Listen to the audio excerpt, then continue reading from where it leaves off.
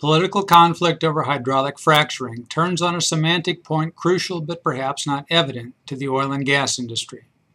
Opponents of the industry have made fracking a lever of environmental objection, saying the procedure threatens water supplies and causes earthquakes.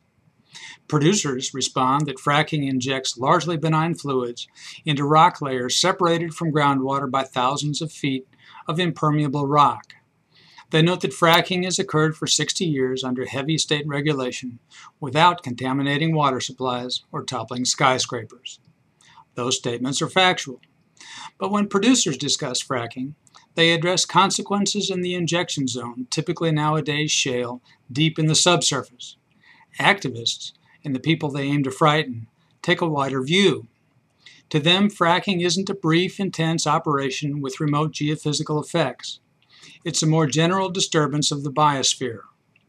To non-industry observers, the unseen, subsurface aspects of this disturbance must seem mysterious and therefore sinister.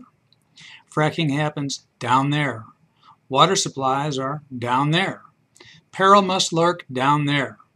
Fear about subsurface effects is easy for activists to provoke, but popular concern doesn't confine itself to down there. Fracking amasses heavy trucks and imposing machinery on bucolic landscapes and infuses native populations with crowds of workers from elsewhere. Sudden, if temporary, industrialization in places unaccustomed to it disrupts people and their habitat far more than anything that occurs downhole during a frac job. And yes, with so much unconventional oil and gas work now underway, chemicals will slop onto the ground now and then. To oil and gas producers, activity above ground technically isn't fracking. To everyone else, it is. In its altogether necessary defense of fracking, the industry must never stick its head in the reservoir and ignore what happens where grass grows. Fracking has environmental consequences far beyond the tight rocks in which it occurs.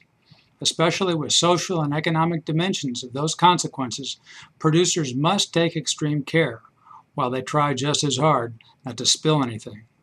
I'm Bob Tippie, editor of Oil and Gas Journal, and that's the editor's perspective for February 17, 2012.